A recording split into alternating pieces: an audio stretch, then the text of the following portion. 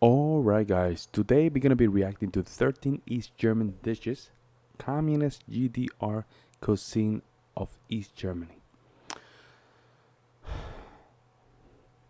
1945 forward onto 19 and what was the year 1989 when the Berlin Wall fell.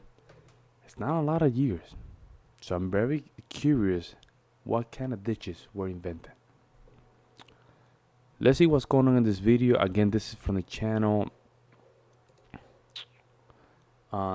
Cooking with Cooking the World.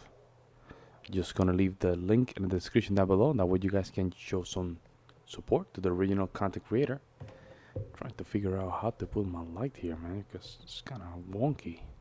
There we go, much better. Make sure you go to her channel. Just show some love, man. She does a great job. Spend some time, so this kind of reaction not only help me but help her channel as well.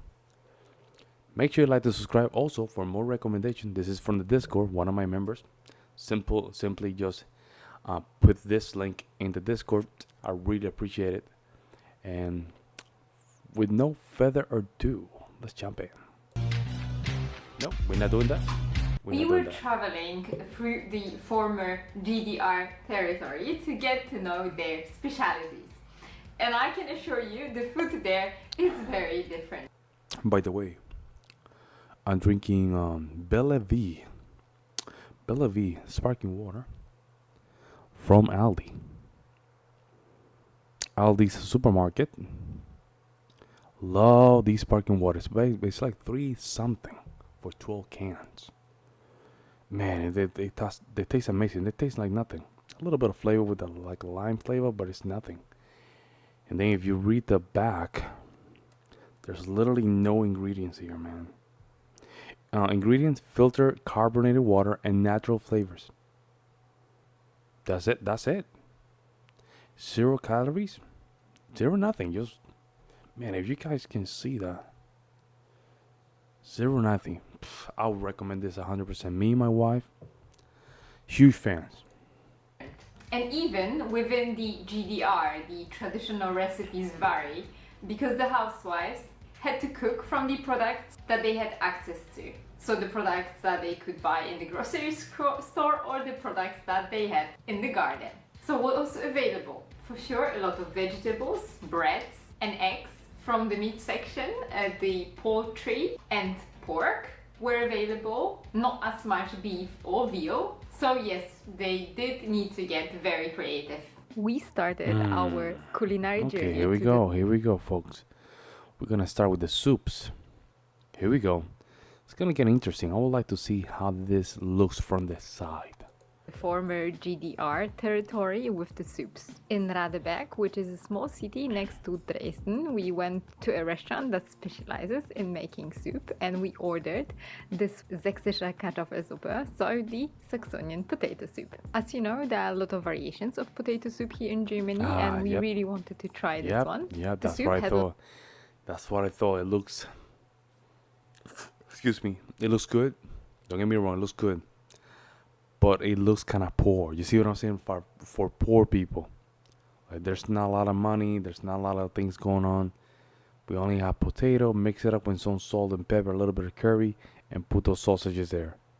That's how it looks. A lot of soup vegetables, as well as onion and potatoes. It was spiced with marjoram, allspice, pepper, and salt. And because it didn't have any bacon or cream, Matthias didn't like it too much. Not sure if this is always the case or they just did want to offer this soup also vegan. I went for soljanka because I love everything what is tart and rich. The soup is one of the most popular dishes of East Germany and it has Russian origins. At the beginning the soup was very plain, it was prepared with a fish broth.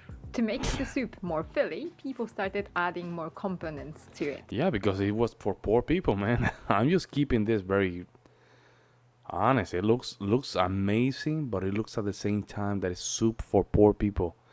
And I'm imagining back then that East Germany food was not that available. And based on the videos that we're watching, they're all closed, you know. Very strong security. Or the soup became richer in ingredients and taste. The soup has so much going on. It contains pickled cucumbers, lemon. It also has ketchup or tomato puree, different sausages, and lecho, which main ingredients are tomatoes, peppers, and onions. The dish was topped with a sour cream. And by the way, if you would like to try it, I do have a recipe on my blog to it. I will put the link to it in the description box down below and in the top right corner. See the sausage in the So next step. Okay, this one looks more. Okay, we're getting somewhere. This one looks like we're getting somewhere. You see what I'm saying? Steak that is breaded and then pan fried. It's covered with a diced pork or chicken that is cooked in the white sauce and baked in the oven, covered with a slice of Gouda cheese. Traditionally, it is served with a French fries and steamed green peas. But as far as I can see, the Matthias had a little vegetables with it. There was also lemon on the side, and they did serve it with a Saxonian Worcestershire sauce. But Matthias said that it was so good that he didn't need to add it. And because I was jealous the next day, I have ordered the same thing. Oh yeah, that looks different. Unfortunately, this one... Yeah, this one looks different. Oh, this one looks like love was not there, right? Love was not there. Wasn't as good as his, although it looked very good. Mine had the chicken meat that was cooked in the white sauce. And it was served with a traditional ingredient, so the French fries and the green peas. Those French fries look good. There's also another dish that contains only the meat in the white sauce and the cheese, and it's called ragout au fin, and this one is served as a starter. Such a goulash I have never eaten in my whole life. This is called Feuerfleisch. Feuerfleisch is made of pork, a lot of vegetables and spices that makes it so unforgettable. The meat was extremely soft, and I could find there a lot of onion, paprika, and very surprisingly also pickled cucumber. The vegetables come from trying to put as much as you can in that plate. That's where the vegetables come from. I'm telling you, back in the day, if you look at Puerto Rican food, right, you will see a lot of root vegetables, right? Llame, yautía. I don't know how to say these in English, right? Llame, yautía, malanga, potato, plantain, and then a salty fish, which we call bacalao. You make it with onions and garlic and then olive oil. It tastes amazing, but the carbohydrates are very high, right? But when you go back, why the carbohydrates were high? Just people were poor, man. So they needed to put a lot of root vegetable to just fill in, right, with a little bit of protein. So it just reminds me of this. I mean, even though now it's more refined, let's put it that way, it looks delicious. Don't get me wrong. If you give me a plate like that, I might just have 3 or 4. But it just that's my perspective, right? The dish was spiced with chili or Tabasco or both. Good. Also pepper, salt, sugar, and Bautzner Senf, so the mustard from Bautzen. The dish was served with extremely tasty pan-fried potatoes. Oh my goodness, what a treat. Our stews are usually made with a lot of meat. Therefore, those vegetables were really a surprise for me. Also, I have realized that many restaurants serve there the Sülze, so the meat and or vegetable in Aspik. The meat used for that dish is usually pork, particularly pork What the head, hell is but that? also heart or tongue. What the hell is that, man? Is that ice attached to the meat? What's going on here? This is pork, right? I don't know what's going on here. It really seems to be a very popular dish. The aspic was served with raw onions as well as pickled cucumber, remoulade, so the sauce tartare or tartar sauce, as well as beautifully pan-fried potatoes. Okay, all right. Another highlight of the trip was the sächsische Sauerbraten, so the Saxonian sour roast. And this is the dish that I have showed you several times. Yep. The dish can be prepared from a variety of meats, but most often from beef. The meat, before cooking, is marinated for 3 up to 10 days in a mixture of vinegar or wine or both. Marinated for 10 days, man. You heard that? That's insane. Marinated for 10 days only for one dish. That's insane, man. That's how serious these people take this. Wow. Water, herbs, spices, and seasonings. The one I've tried was served with Lebkuchensoße, so the gingerbread sauce that was also made with red wine and roast sauce. The dish in Saxony is also served like in any other regions that serve That looks sour delicious, roast man. with Whoa. potato dumplings and apple red cabbage. Red cabbage. I oof. loved it. I was extremely happy with my choice, especially with the sauce because I have never had it before. And this is Oh. Kushan, and it is also a Saxon dish that is made from the dough containing about 2/3 mashed potatoes and 1/3 quark cheese, so this white cheese that I often talk about.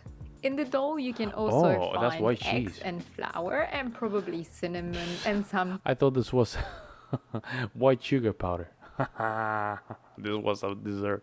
But no, I mean, I saw the kiwi and everything. I'm like, oh, okay, we're getting to the sweet kind of early. I think this is only half the video.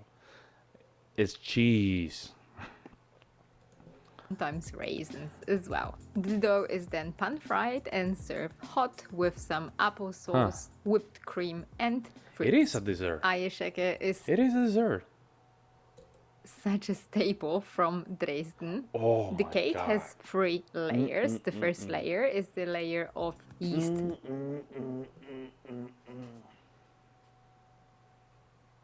Damn. That looks amazing. Man, look at those layers, man. Wow, that's like one, two, three, four. You can say 5 layers. Wow, that's Dough. crazy. Then you've got a layer of cheesecake, and the upper layer is made from egg yolk, butter, I'm just seeing multiple layers. She's saying she only see 2. Burnt crust, the egg, the cheesecake, the transitional area of the cheesecake, plus that doughy hard part. sugar, vanilla pudding, and egg whites that are beaten, and this very probably makes the layer very fluffy. The one we bought, it was covered with a caster sugar, but you can also find it covered with almonds, chocolate, or crumbs. Wow. In another bakery, I have seen Okay, this one Eierschecke again. that was Again, this one again. Hear me out, folks. This one looks kind of poor-ish. served with a poppy seed instead of Similar to the other one, but it looks kind of. cheesecake. And if I'm honest, the variation with a poppy seed tasted better. So if I'm in Dresden next time, I'm Looks gonna go good. for this version for sure. Really? And by the way, on the market, we have also found some Stollen. We also went to the local supermarket and we found there the Bautzen mustard. And this is one of the most famous products of East Germany. And for sure, the most beloved mustard there. Like in the west of Germany, we eat our Tommy. In the east of Germany, they have then Bautzener Senf. In Bautzen, they produce a total of 15,000 tons of mustard per Man, that's year. a lot. That's a What lot. surprised me a lot Yeah. was that how much meat they've got in the glasses. Really? It's crazy. I'm pretty Well, but again, it's just coming from that mindset. I mean, they have to store it. I mean, they cannot just let things go to waste. So that, of course, seems like just, got into the culture. But man, if they have this amount of meat, that means it's very cheap. That means it's very cheap. Think about it, folks. If they have that amount of cheese, that amount of meat, that means that their food is very cheap. I need to see the prices. sure that in Frankfurt we Look don't at have as much. Look at that, I'm telling you. No, they.